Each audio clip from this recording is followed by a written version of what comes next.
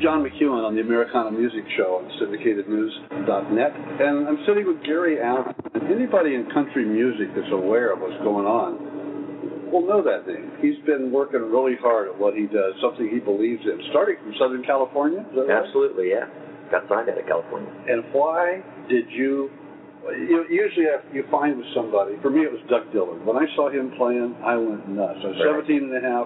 Right. What am I going to do? I saw him and I went, I didn't think of anything else. I was going to sue him for ruining my college career, but then I thanked him. What was it for you at what age? I think for me, well, I mean, I played with my dad and everything. You know, I was in bands and played with him probably since I was 12. But I think the one that really made me go, wow, I want to do this was the Highwaymen show. And it was watching like Christopherson and Cash and that whole crew, Waylon and Willie. And I think that's when country music became rock and roll to me. What age were you? I was 15. Yeah, but before playing with your dad, did you just do that because you could?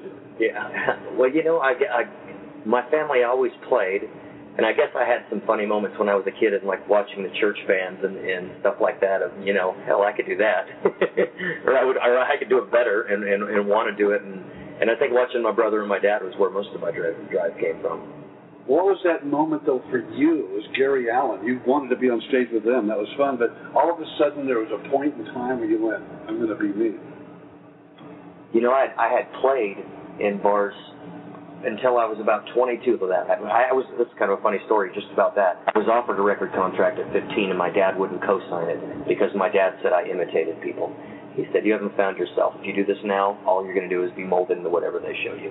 He used to have this saying, you need to play for the people that love you, the people that hate you, and the people that could care less. And then you'll figure out how to play for yourself. That's really good advice. It was. And of course, I quit his band because I figured I wasn't going to get a record contract anyway, and we didn't play together for like 3 years. But it wasn't until I was about 22 playing in bars, and I think one day I just realized that I didn't imitate now. I didn't have to think about how I was going to do a song. I just played the song. And I ended up getting a deal at 25 with Universal. And actually, I finished that record contract with them. It was a 7-album deal, and I just re-signed with them for 3 more albums just a few years ago. And that was way back in '95. It took me damn near 15 years to finish it. Was the second album harder than the first? I think so, just because we were successful. So you have the fear of what if it doesn't go again. Hell, I just turned in a record last week, and I still have that. God, I hope somebody likes it. You know. I was having dinner with Vince Gill a couple of years ago, and both he and Amy were saying, I said, Vince, are you getting any airplay? He goes, well, you know, recurrent and classic, none of the new stuff. Right. How is it for Gary Allan at this point in time? I don't think we have. We're still on fire. Still getting singles. A lot of the album I just turned in is they're already making plans for when they're going to release it. I hope to. I'm still going to play just like everybody else, whether I have singles or not. But God, I hope to be the one of those acts that can cruise in the background for 20, 30 years. And so you consider yourself, well, your dad said he didn't want you imitating people. Right. He wanted to find yourself. You were emulating a bunch of different people, possibly. Sure. Their lifestyle. Absolutely. Wanting to be on the road playing the guitar. Yeah. Have you become what you were emulating? I think I'm what I thought I could be when I decided I wanted to do it at 15. I think I think my band and our whole sound revolves around truth and authenticity, and kind of what you get on stage is me. I don't really have a persona for stage. We get out there and do our thing. Since you were imitating or being inspired by a lot of people, yeah, you probably knew some of their background. Like Bob Wills was a tough bandmaster. You probably are aware. I do. I think my favorites were Haggard and George Jones, all the classics, Buck Owens, and I think they were because they were California people, Buck and Merle. Are you a tough bandmaster?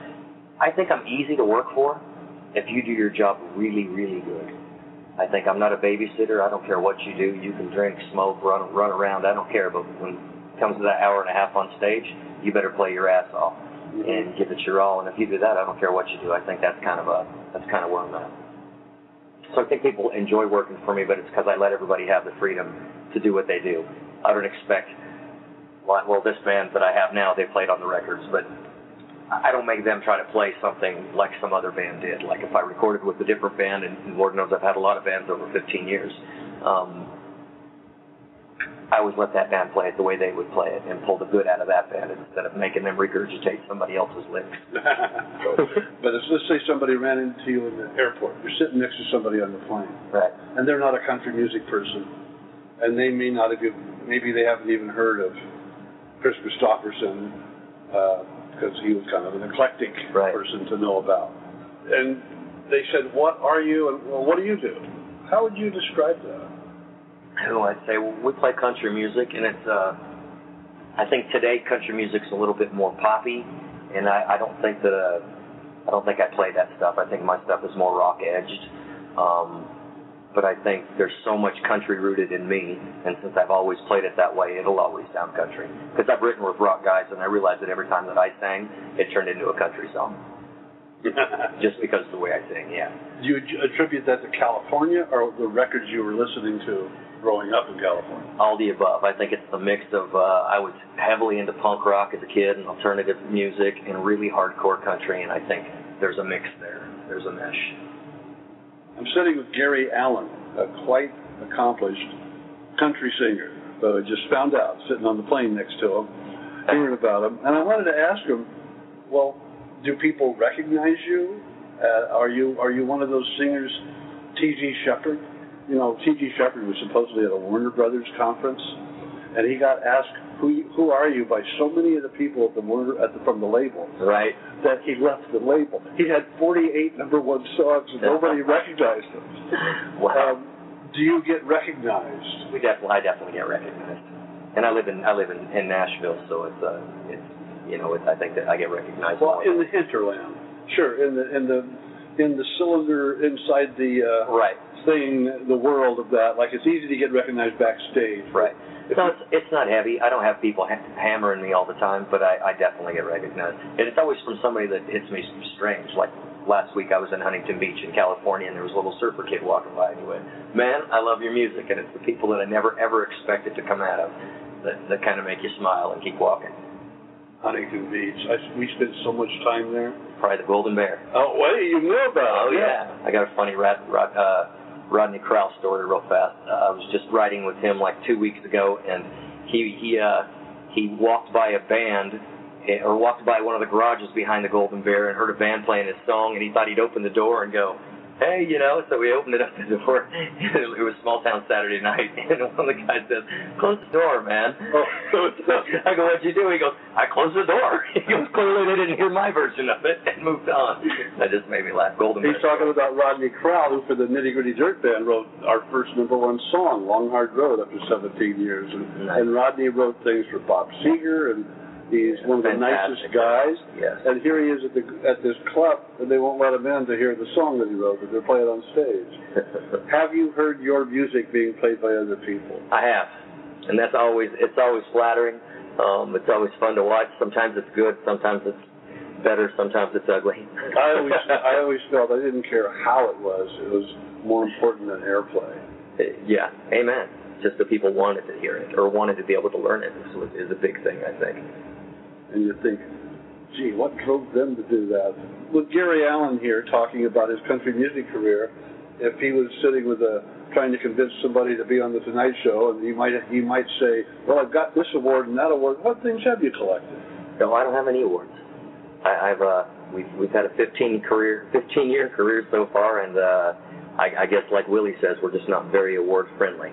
How about recognition for gold and stuff like that? Absolutely, yeah. I couldn't tell you. I think I've sold over 7 million records. That's a good number. It is a good number. Yeah. I think we just keep making. Exciting number. Try not to look back. I'm always just feel lucky that I have a job every year. When you are doing this, do you feel like it's work? Never.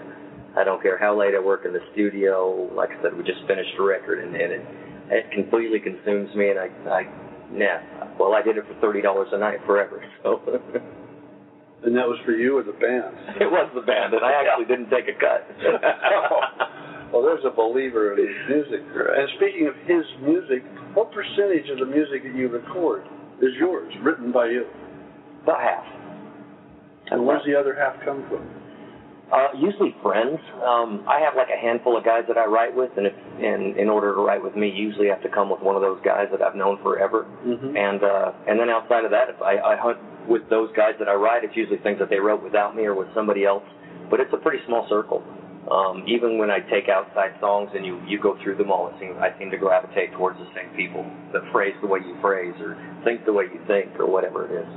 Have you ever studied the craft, or let's say the background, like what happened in the 30s? No. No, I got to Nashville and I slopped around in it until I figured it out. That's what I did. Do you know who Don Slitz is? Yeah, absolutely. Okay, Don told me this story about, I got this idea for a song. I got off he's in a plane or whatever. I went right to my office. 20 minutes later, I was done. It wrote itself. You got to know when to hold them, got to know when to fold them, got to know when to walk away, know when to run. Yeah. He said after that became a hit, he went back to his office 100 times looking for that 20 minutes. Right. And he couldn't do it. It took him 2.5 years to write another hit. Wow. Do you ever feel intimidated by your own success?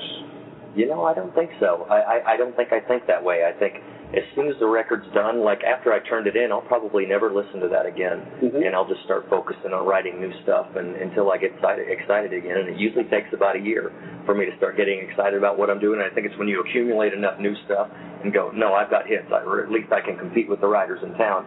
And then I take all of their stuff. And then I'm pretty honest with myself.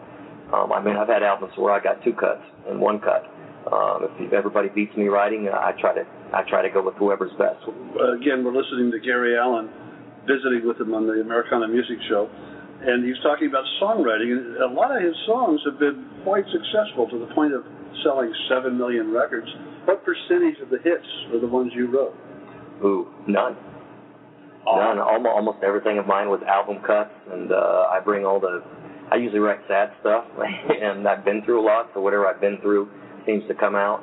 I've had singles. Actually, one with Jamie Hanna, we had which is Jeff's kid. We actually had She's to California together. Mm-hmm. And then I had the single before that, Learning How to Bend. And so you've got some new turf to conquer. Yeah. When you say hit, I think top 5. So my records have creeped up into like top 15. I sell a lot of records, but I haven't been one of the ones. It seems like the ones that go top 5 don't really sell a lot of records. The ones, like my biggest selling songs are like Smoke Rings and Right Where I Need to Be, and they peaked out at like 12, but they were songs that would make you go out and buy a record. One of the Nitty Gritty Dirt Band songs, Dance Little Jean, didn't get past 7. Yeah. But it's one of the most we could play a couple of the number 1 songs and people will go, where's that from? Right. You know, but if we don't do Dance Little Jean, we'll be in trouble. Right. You know, which is a cool thing but that's just the nature that we don't have time to explain here about why something will or will not go to number 1 when it might even sell more. Right. It's just the nature of the record business animal. But it is a funny thing. Nobody ever says, yeah, I got a top 13 record. Right, exactly. So percentage of the singles, even singles, small percentage. So does your father communicate with you at any level artistically at this point, since he gave a really good piece of advice? No, not at all. I think he just knew that I wasn't ready. That was his biggest piece that he gave to me. Does he see some of the success? Is your father still... Yeah, he's passed away now. He's been gone for 2 years, 3 years. Oh, that's tough. But he got to see a lot of it, and I think he enjoyed it as much as I did or more. Oh, cool. And your mother? She's still alive, doing great. She doesn't play. But she's absolutely the reason I'm here. I can remember when I was first learning, like 12, 13 years old, I was writing songs back then. She would turn everything off in the house and come in and listen to me and cry at the sad ones and laugh at the good ones, and gave me so much confidence to be able to come out and do what I do. Did she make you play in front of the relatives? Always. Yeah, didn't we all? Yeah, we all had to perform for the relatives. At church? Yeah, absolutely. I grew up Mormon. My mom was LDS, and my dad was not, and they were polar opposite. There you go. They still got along. They were married for, almost 50 years, but wow. My mom was just very non-judgmental, and my dad smoked and drank and played bars with me. I'm pretty sure the reason he made us go to church was so he could be alone in the garage on Sundays. So you played a few stake centers. Amen. It was the stake dances. I used to have a rockabilly band back then, and that was big. Oh, my gosh. Do you have a message that you could give to anybody that's young and wanting to do this? I run into them all the time. I usually say, when somebody says, I want to make a CD, you got any advice? I always say, start the artwork. Right. They go, huh? I always say, get yourself a band and get out there and learn how to play and find something to say. So my point about that is you have to be dedicated to make it work. And that's what I would attribute your success to, just from getting to know you in this small space. You really like what you do. I do. Very driven.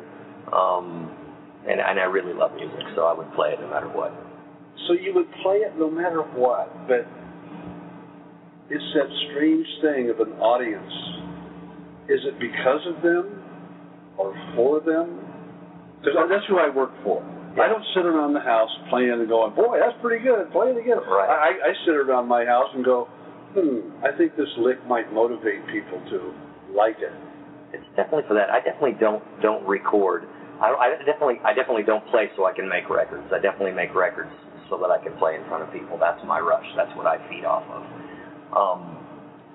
I don't know what that's about. I don't know if that's about ego or if you just like to be in front of them, because I don't feel like I've got a big ego.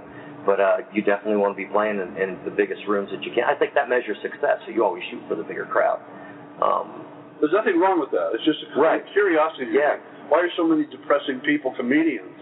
Hey, man.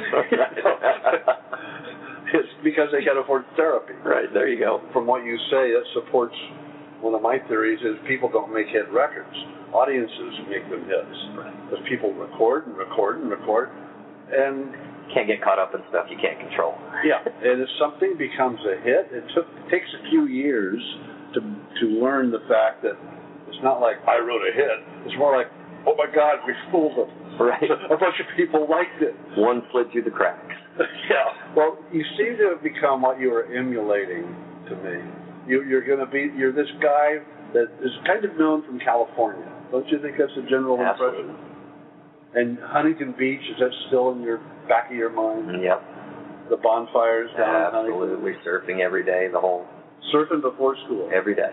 So what do you miss in Nashville, being in Nashville? Surfing. I miss the active lifestyle. I mean, when I moved there, all I cared... I know I live on a lake. I just cared about being on water first, and now I wakeboard. But I miss the lifestyle, the active lifestyle. I have to go to a gym now, and I never, ever had to go to a gym when I lived in California. Mm-hmm. I was always either surfing or riding bikes, and everything took care of itself. A lot easier to eat healthy out there, too. And I miss the sunshine. You can have an 80-degree day at any time of the year. That's right. And the weather stays pretty much the same. Do you think your music improved on the Nashville move? It did. I learned how to write. I've gotten better at writing. And I'm really good at keeping the whole scene away from me. I kind of live up there in Hendersonville. I don't come to town very much. My record label, they moved, I think, 6 years ago to a new building, and I haven't seen the building. I just don't go down there.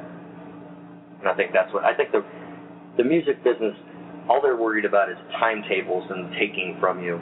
And it's very, it works against you as an artist. So I think the more you can keep them at bay and find the good things that you like about music and keep that sacred and not let people touch it, the longer I can last. You're really making it work. It's admirable. Because I know many people that try. And sometimes they try with the purpose of making money. And sometimes they have different visions and they can both be functional. One of the stories that I like about Loggins and Messina is Kenny Loggins and Jimmy Messina were walking back to the hotel after a concert. They both have notepads. And Kenny's going, the stars are out, the fans are great. I'm feeling tired, but I cut it as that. And Jimmy's going, 8,000 people. It's true. Minus the fact. True. And both of them have been successful. Do you seem to know what's going on behind you to get you to this point? Definitely. And you said you want to keep doing this when you're older. Mm-hmm. That's what you want to do. So the question I was going to ask is, what does Gary Allan see himself being or doing at 55 years old or 60? This. probably complaining that I'm not getting the airplay, but but still playing constantly. I can totally see myself traveling and doing this Even if forever. you have the money, even if it goes to 20 million albums. I do. Maybe you do less shows, but I would still want to play. I love to get together with my band is like some of my best friends, and I love to get together and hang with them. I just saw Willie Nelson at the Symphony, and he was 79, and I thought, man, that's the career I want. I want to still be up there with my guys. But on the other hand, what's it about? John Fogerty, who created Creedence Clearwater, ended up in a situation where he couldn't make records after he left Creedence that sounded like him because it was an infringement of style. He could not make records, and then they lost $18 million. It took them 18 years to collect. I think it was 20 and 18, because he wasn't paying attention to the second word, music business. Right. There's nothing wrong with that, but it can maybe not need to be done by something. I think that's what Garden's doing. He wants to know who's spending what and why. Right. I actually didn't have a manager for my first 2 singles. I got a record deal, moved to Nashville, and it was the middle of my 3rd single. The head of the label, Bruce Hinton, had come to me and said, "You can't do this by yourself very long. You're going to have to trust somebody." And I ended up stealing his head of promotions, which is John Lytle. But I remember approaching John, and then John had to interview everybody that he thought was good, and I just felt like they were all fat cats and nobody was really going to fight for me. And John was quitting a very big job, and if he didn't make it fly, he was going to feel it, his family was going to feel it. And well, this is good advice. I don't mean to interrupt, but if somebody's listening because they are a big fan or they're trying to find out how to be successful, why did you need a manager? Because it just got too big. But what did the manager do that helped? Improve what I had. And I used to tell people that before I had a record contract when they offered to manage me, because everybody wants to make you a star and do something. Yeah. I would always say, if you could manage to get me a record contract, we'll talk about what there is to manage. Right now, there's nothing to manage. Mm-hmm. I got it. So now that you have the perspective of something to manage, is it coordination? It's coordination, and he has to be told of your time on the road. Coordination of your time, your access to people, to interviews, everything has to go through him. So me and him talk about philosophies on things like that, and then he enforces them is basically it. And he's been one of my best friends. I'm real fortunate that way. How long has he managed you? 15 years. Wow, that's admirable. What does Gary Allan have coming up new? I just turned in a record, so on what label? On Universal, which is my second of my re-up for the 3. And the label heads just changed. We just got Luke Lewis out and Mike Dungan in, and Luke Lewis didn't do very well for me, so I was excited to see him go. And Mike Dungan is he seems to be way excited about what we're doing, and I think he's one of the nicest record men. You know, he was president of the Capitol, and, and that's where I've been for 90% of the good stuff. Nice. And Mike's a good. Anyway, he's good thing. So you got a new album, and there's a website, I'm sure. GaryAllan.com, absolutely. You can spell it for me. GaryAllan.com. Go check that out. And I don't think we're even, I mean, I just turned it into the label, so I don't even think I've got teasers on my site, but there might be some YouTube clips of me doing the stuff that, you know, that we've just written. We've been visiting with Gary Allan on the Americana Music Show, and some wonderful insights into his background and stuff like that. Boy, this guy, mine is good. Is there anything that you missed in some interviews that you wanted to, oh darn, I forgot to mention this, or I think people should know about this, or? I don't think so. I think I've done so many interviews and turned over every stone of my life, but I think it's all out there. What's your favorite movie? Is there one? This is kind of a silly interview question, but just curious. Probably like Pulp Fiction. I really like quirky, odd, Quentin Tarantino, that kind of stuff. I was just curious about that one. Okay, thank you. No worries. I'm glad we could do this. Me too. This is Gary Allan on syndicatednews.net.